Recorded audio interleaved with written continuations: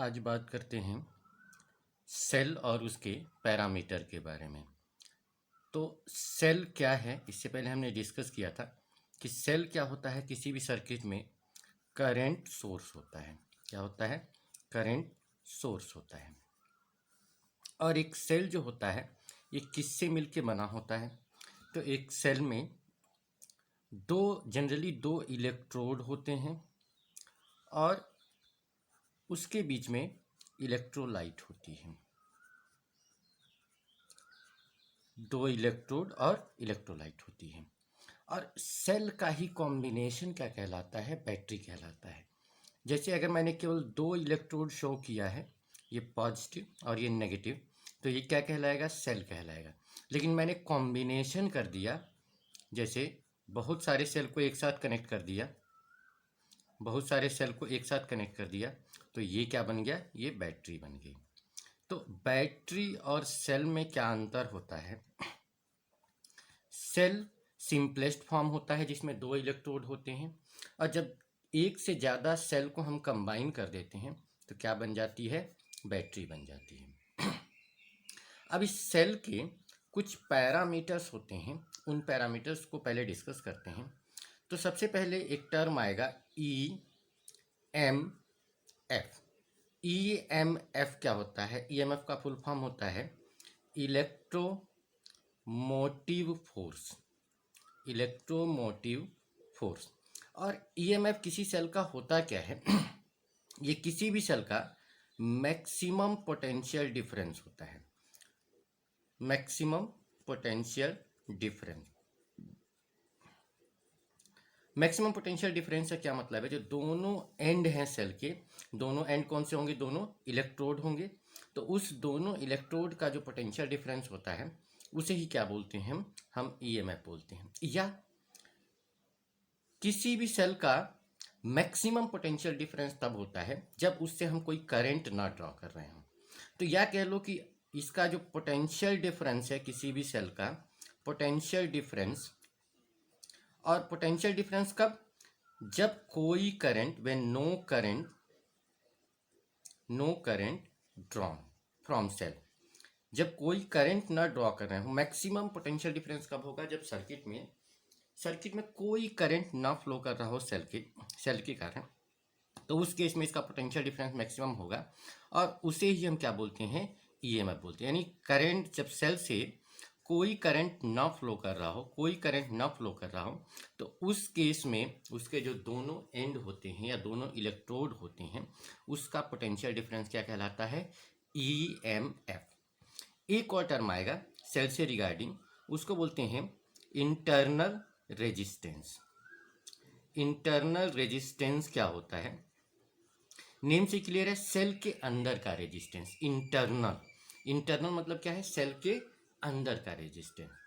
तो रेजिस्टेंस जो क्रिएट होता है सेल के अंदर, यानी कि सेल के इलेक्ट्रोलाइट, अंदर क्या होगा? इलेक्ट्रोलाइट होगा। तो सेल के इलेक्ट्रोलाइट के कारण जो रेजिस्टेंस क्रिएट होता है उसे क्या बोलते हैं? Internal resistance. ठीक है। या सेल जो खुद रेजिस्टेंस क्रिएट करता है उसे क्या बोलते हैं? Internal resistance. इंटरनल रेजिस्टेंस क्या है? Resistance that is created by या produced by cell itself. Cell जो खुद जो रेजिस्टेंस क्रिएट करता है उसको क्या बोलते हैं? इंटरनल रेजिस्टेंस बोलते हैं। और सेल के अंदर क्या है? फिर वही चीज, इलेक्ट्रोड है और इलेक्ट्रोलाइट है। तो सेल का जो इंटरनल रेजिस्टेंस होगा वो किन किन पैरामीटर्स पे डिपेंड करेगा? तो एक तो डिपेंड करेगा ये नेचर ऑफ इलेक्ट्रोड। इलेक्ट्रोड किस मटेरियल का बना हुआ है इस पे डिपेंड करता है। और किस पे डिपेंड करता है? नेचर ऑफ इलेक्ट्रोलाइट पे डिपेंड करता है। इलेक्ट्रोलाइट जो उसमें सॉल्यूशन है, वो सॉल्यूशन किस तरह के आयन से मिलके बना हुआ है, इस पे भी क्या होता है? हमारा इंटरनल रेजिस्टेंस सेल का डिपेंड करता है। और तीसरी चीज किस पे डिपेंड कर सकता है? ये टेम्परेचर पे भी डिपेंड करता है, क्योंकि टेम्परेचर के कारण क्या होगा? आयन का मूवमेंट अफेक्टेड होगा। टेम्परेचर ज़्यादा होगा तो आयन का मूवमेंट ज़्यादा होगा, तो इसके कारण क्या होगा? टेम्परेचर पे भी डिपेंड करता है। तो इंटरनल रेजिस्टेंस किसी सेल का क्या होता है, सेल के खुद के कारण जो रेजिस्टेंस क्रिएट होता है उसे हम क्या बोलते हैं, इंटरनल रेजिस्टेंस। और ये इस पे डिपेंड करता है, तो सेल का जो इंटरनल रेजिस्टेंस होता है नेचर ऑफ इलेक्ट्रोड पे डिपेंड करता है, नेचर ऑफ इलेक्ट्रोलाइट पे डिपेंड करता है, और किस पे डिपेंड कर सकता है, टेम्परेचर पे डिपेंड कर सकता है। ठीक है, ईएमएफ और इंटरनल रेजिस्टेंस, ये सेल के दो पैरामीटर्स होते हैं। ईएमएफ मतलब क्या होता है, मैक्सिमम पोटेंशियल डिफरेंस, या पोटेंशियल डिफरेंस कब, जब सेल में कोई करंट फ्लो ना कर रहा हो, जो सेल के दोनों एंड हैं, यानी एक पॉजिटिव इलेक्ट्रोड है और एक नेगेटिव इलेक्ट्रोड है, ये पॉजिटिव और नेगेटिव इलेक्ट्रोड का ही पोटेंशियल डिफरेंस होता है। कब होता है, जब इससे कोई करंट फ्लो नहीं कर रहा हो। ठीक है, एक टर्म और होता है, उसको बोलते हैं terminal potential. Terminal potential, terminal potential. तो टर्मिनल पोटेंशियल क्या होता है, जब हम सेल को सर्किट में जोड़ते हैं और उससे कुछ करंट फ्लो करता है, तो उस केस में जो इसका इफेक्टिव ईएमएफ होता है, इफेक्टिव पोटेंशियल डिफरेंस होता है, वो ईएमएफ से अलग होता है। और उस केस में सर्किट में जोड़ने के बाद सेल का जो पोटेंशियल डिफरेंस होता है उसको क्या बोलते हैं, टर्मिनल पोटेंशियल। तो टर्मिनल पोटेंशियल इन नथिंग, जब सेल्स, जब हम नहीं करंट ड्रॉ कर रहे हैं तो वो पोटेंशियल डिफरेंस क्या हो जाएगा, ईएमएफ हो जाएगा। लेकिन जब हम उसमें करंट ड्रॉ करने लगते हैं तो करंट ड्रॉ करने की सिचुएशन में जो पोटेंशियल डिफरेंस होता है उसे क्या बोलते हैं, टर्मिनल पोटेंशियल। तो terminal potential is the potential difference of electrode when current is flowing in the cell, cell में जब करंट फ्लो करता है तो उस केस में जो पोटेंशियल डिफरेंस होता है उस पोटेंशियल डिफरेंस को क्या बोलते हैं, terminal potential.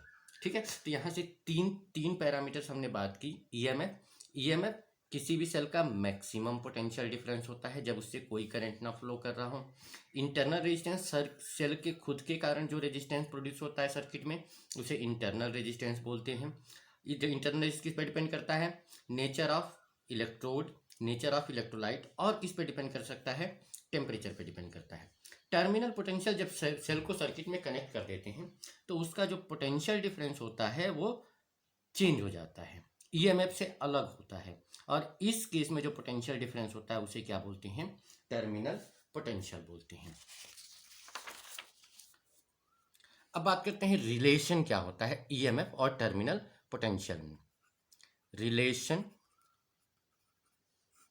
between EMF and potential, terminal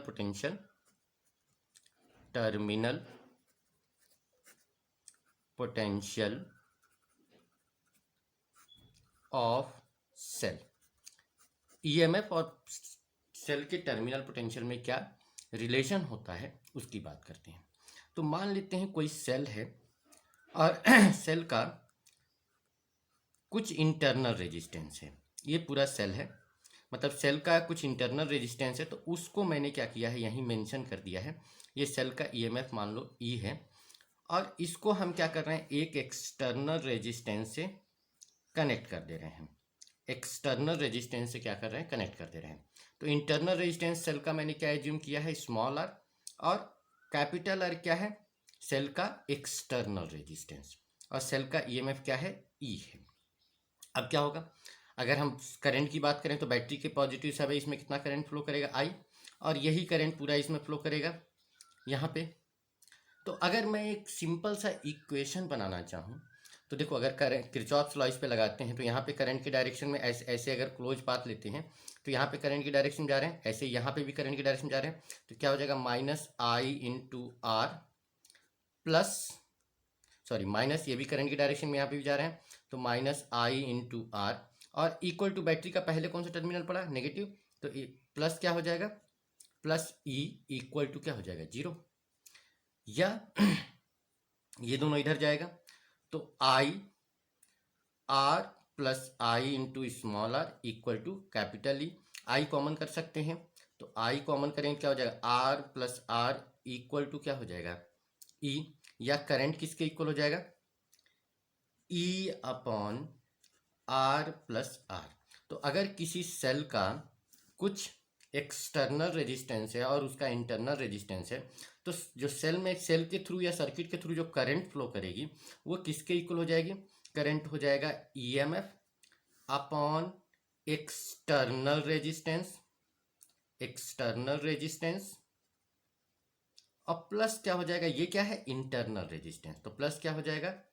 internal resistance. External resistance और प्लस क्या हो जाएगा? Internal resistance. तो किसी भी सेल में जो करंट फ्लो करती है वो किसके इक्वल होती है? EMF upon external resistance plus क्या होता है? Internal resistance. ठीक है,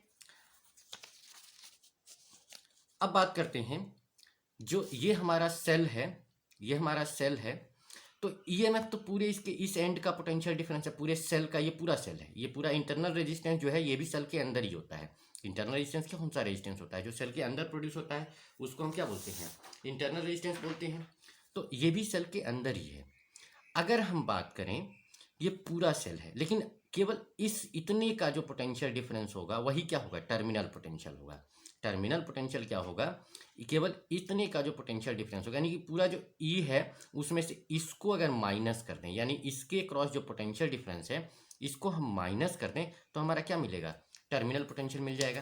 तो सीधे सीधे टर्मिनल पोटेंशियल जो होगा, टर्मिनल पोटेंशियल जो किसी सेल का होगा, टर्मिनल जो पोटेंशियल होगा वो किसके इक्वल हो जाएगा? वो हो जाएगा ई और minus potential difference across this. तो ये करंट इसमें कितना फ्लो कर रहा है? आई। तो पोटेंशियल डिफरेंस किसके इक्वल होगा? आई इंटू आर के। तो माइनस क्या हो जाएगा? आई इंटू आर, या वी इक्वल टू क्या हो जाएगा? E minus I R. ठीक है, इस तरह से हो जाएगा, V equal to E minus I R हो जाएगा। अच्छा, ये जो इक्वेशन है यही इक्वेशन टर्मिनल पोटेंशियल और ईएमएफ के बीच में क्या करेगा? रिलेशन बताएगा। एक फिनोमेना और होती है, अगर सेल चार्ज हो रहा हो, अगर if cell is charging, battery को चार्ज करते हैं आप लोग ना, तो बैटरी मान लो अगर चार्ज हो रहा है, तो चार्ज होने का मतलब क्या है? कि जो करंट इसका कन्वेंशनल जो डायरेक्शन है उसके उल्टा करंट फ्लो कर रहा है। मतलब क्या है कि जैसे फॉर एग्जांपल अगर बैटरी है ये या सेल है ये, तो इस सेल के अगर पॉजिटिव से अवे करंट फ्लो कर रहा है और नेगेटिव के टुवर्ड्स फ्लो कर रहा है, तो इस केस में हम कहेंगे कि बैटरी से हम करंट विदड्रॉ कर रहे हैं। इस केस में करंट क्या हो रहा है? विदड्रॉ हो रहा है। लेकिन अगर इसके उल्टा करंट फ्लो कर रहा है, उल्टा मतलब क्या है कि अगर करंट मान लो बैटरी के ऐसे फ्लो कर रहा है, ठीक है, यानी पॉजिटिव के टुवर्ड्स और नेगेटिव के अवे फ्लो कर रहा है, तो इस केस में क्या होता है? बैटरी क्या हो रही है? चार्ज हो रही है। बैटरी चार्ज होने का मतलब क्या होता है कि जो इसकी कन्वेंशनल डायरेक्शन है करंट की, अगर उसके अपोजिट डायरेक्शन में करंट फ्लो कर रहा है तो हम क्या कहते हैं? बैटरी चार्ज हो रही है। ध्यान रखना, पॉजिटिव से अवे करंट जा रही है, तो इस केस में बैटरी से हम करंट विड्रॉ कर रहे हैं। और अगर बैटरी क्या हो रही है? इसके अपोजिट डायरेक्शन में करंट फ्लो कर रहा है, तो उस केस में कहते हैं बैटरी क्या हो रही है? चार्ज हो रही है। ठीक, और अगर यही करंट मान लो इसके उल्टा फ्लो करता, तो यहां पर क्या हो जाता है? सारा इक्वेशन पलट जाता। तो इस केस में क्या हो जाएगा? इस केस में जो पोटेंशियल डिफरेंस होगा वो क्या हो जाएगा? वो तो ई माइनस आई आर हो जाएगा। लेकिन इस केस में जो टर्मिनल पोटेंशियल होगा वो ये टर्म क्या हो जाएगा? प्लस हो जाएगा, यानी ई प्लस आई आर हो जाएगा। ध्यान रखना, बैटरी जब चार्ज हो रहा होता है तो उसका जो टर्मिनल पोटेंशियल होगा वो सेल के ईएमएफ से ज़्यादा होता है। बैटरी जब चार्ज हो रहा होगा तो उसका टर्मिनल पोटेंशियल जो प्लस होगा ना, तो ये क्या होगा? यहाँ पर क्या होगा? Terminal potential will be greater than E और नॉट। इस केस में क्या होगा? Terminal potential will be less than E. ठीक है, क्योंकि यहाँ पे माइनस कर रहे हैं तो ऑब्वियसली क्वांटिटी क्या होगी? ई से कम होगी। यहाँ पर क्या हो रहा है? ये प्लस हो रहा है। तो यहाँ पर जब बैटरी चार्ज हो रहा होता है, कभी भी जब बैटरी चार्ज हो रहा होगा, तो उस केस में उसका जो टर्मिनल पोटेंशियल होगा वो हमेशा उसके ईएमएफ से ज़्यादा होगा। जब भी बैटरी चार्ज हो रही होगी तो उसका टर्मिनल पोटेंशियल हमेशा ईएमएफ से ज़्यादा होगा। ध्यान रखना, जब भी बैटरी चार्ज हो रही होगी तो उसका टर्मिनल पोटेंशियल क्या होगा? ईएमएफ से ज़्यादा होगा। ठीक है, अब हमारा क्या इक्वेशन बना? हमारा इक्वेशन बना V equal to E minus I R. अब अगर मैं एक ग्राफ प्लॉट करूं सेल के लिए इसके टर्मिनल पोटेंशियल और जो इसमें करंट फ्लो कर रही है इसका ग्राफ प्लॉट करें, तो देखो यहाँ पर क्या है, वाई एक्सिस पे भी है और एक्स एक्सिस पे क्या है, आई है। अगर अगर स्ट्रेट लाइन के इक्वेशन की बात करूं, स्ट्रेट लाइन का इक्वेशन y इक्वल टू क्या होता है, एम एक्स प्लस सी। ठीक है, तो अगर यहाँ पे स्लोप इसका पॉजिटिव है तो स्लोप पॉजिटिव का मतलब क्या होता है, ग्राफ कुछ ऐसे जाता है। और अगर ये स्लोप नेगेटिव होता है, स्लोप अगर पॉजिटिव है तो ग्राफ ऐसे आता है, और स्लोप अगर नेगेटिव है तो ये ग्राफ कुछ ऐसे आता है। तो इस इक्वेशन को हम क्या लिख सकते हैं, इसको आई के फॉर्म में, इस टर्म में हम लिखने की कोशिश कर रहे हैं। तो ये क्या हो जाएगा, v equal to minus R into I plus क्या हो जाएगा, प्लस ई लिख सकते हैं। देखो ये y एक्सिस है, y इक्वल टू अब उस फॉर्म में आ गया कि नहीं, एम एक्स प्लस सी के फॉर्म में आ गया। तो यहाँ पर m ये हो जाएगा और इंटरसेप्ट क्या हो जाएगा, तुम्हारा ईएमएफ हो जाएगा। तो इस केस में जो स्लोप होगा वो इंटरनल रेजिस्ट, पहले तो इसका स्लोप क्या होगा, नेगेटिव होगा। देखो यहाँ माइनस है ना, तो इस तरह का ग्राफ क्या होगा, नेगेटिव स्लोप होगा। और इंटरसेप्ट क्या होगा, ईएमएफ को रिप्रेजेंट करेगा। ग्राफ कुछ इस तरह से आएगा, इस तरह से ग्राफ आएगा। और इस ग्राफ का जो इंटरसेप्ट होगा, ये वाली चीज, ये किसको रिप्रेजेंट करेगा, ये ईएमएफ को रिप्रेजेंट करेगा, ये चीज ईएमएफ को रिप्रेजेंट करेगा। और इस ग्राफ का जो स्लोप होगा, इस ग्राफ का स्लोप किसको रिप्रेजेंट करेगा, इस ग्राफ का स्लोप रिप्रेजेंट करेगा इंटरनल रेजिस्टेंस को। इस ग्राफ का स्लोप किसको रिप्रेजेंट करेगा, इंटरनल रेजिस्टेंस को, क्योंकि ये क्या है, स्लोप है ना। तो यहाँ पर क्या हो जाएगा, इंटरनल रेजिस्टेंस किसको रिप्रेजेंट करेगा, ग्राफ के स्लोप को रिप्रेजेंट करेगा। और इसका जो इंटरसेप्ट होगा, इंटरसेप्ट जो होगा वो किसको रिप्रेजेंट करेगा, ईएमएफ को रिप्रेजेंट करेगा। ये किसको रिप्रेजेंट करेगा, सेल के ईएमएफ को रिप्रेजेंट करेगा। सेल के इंटरसेप्ट किसको रिप्रेजेंट करेगा, सेल के ईएमएफ को रिप्रेजेंट करेगा। सेल के ईएमएफ को कौन रिप्रेजेंट करेगा, इंटरसेप्ट। अब इस पे क्वेश्चन पूछते हैं। जैसे मान लो अगर तुम्हें एक क्वेश्चन दे दिया जाए कि एक इस तरह से ग्राफ है टर्मिनल पोटेंशियल और करंट के बीच में, और सपोज दैट कुछ इस तरह से ग्राफ है 1 वोल्ट 2 वोल्ट 3 वोल्ट 1 ओम 2 ओम, इस तरह से एक ग्राफ दे दिया और आपसे पूछ दिया कि इस ग्राफ में find out EMF and internal resistance of the cell. हमें क्या क्या पता करना है, ईएमएफ पता करना है और इंटरनल रेजिस्टेंस पता करना है। तो सीधे सीधे ईएमएफ क्या हो जाएगा, इंटरसेप्ट हो जाएगा। तो देखो इंटरसेप्ट कहाँ पे आ रहा है, यहाँ पे आ रहा है। तो ये चीज किसको रिप्रेजेंट करेगी, देखो यहाँ पे ये चीज किसको रिप्रेजेंट कर रही थे, ईएमएफ को रिप्रेजेंट कर रही थी। तो ये चीज क्या हो जाएगा, ईएमएफ हो जाएगा। तो यहाँ पर जो इंटरसेप्ट होगा यानी कि ई जो होगा वो कितना हो जाएगा, 3 वोल्ट हो जाएगा। और इंटरनल रेजिस्टेंस जो होगा इसका आर, वो किसके इक्वल हो जाएगा, सॉरी एम्पियर है ये। इंटरनल रेजिस्टेंस किसके इक्वल हो जाएगा, स्लोप। और स्लोप किसके इक्वल होता है, आपको पता है tan थीटा या Y axis upon X axis.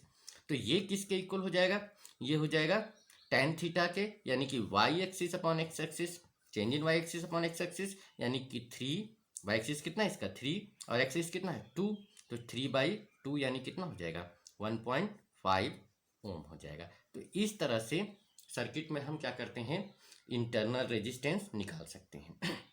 अच्छा, ऐसे भी कर सकते हैं। इस क्वेश्चन में कई बार क्या करते हैं कि सपोज दैट यही क्वेश्चन सपोज दैट ऐसे कर देते कि there are combination of 3 cell. ठीक है, मान लो मैंने इस क्वेश्चन में कह दिया कि कॉम्बिनेशन ऑफ 3 सेल, ये 3 सेल का कॉम्बिनेशन है। This graph is of combination of 3 cell. तो 3 सेल होगा तो तब क्या हो जाएगा, तो सेम चीज रहेगी, बस वो जो ईएमएफ आएगा वो तो 3 सेल का आएगा ना। तो जब ईएमएफ 1 सेल का कैलकुलेट करेंगे तो 3 से डिवाइड करेंगे। ईएमएफ ऑफ 1 सेल अगर कहेंगे 1 सेल तो क्या हो जाएगा 3/3 हो जाएगा, यानी कि 1 वोल्ट हो जाएगा। और ऐसे ही इंटरनल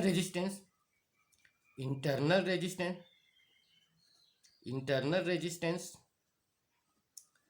ऑफ वन सेल, तो ये भी क्या हो जाएगा, क्योंकि 3 सेल का इंटरनल रेजिस्टेंस क्या है 1.5 है, तो this will be 1.5 divided by 3, this will be 0.5 ओम। तो इस तरह से क्वेश्चन पूछते हैं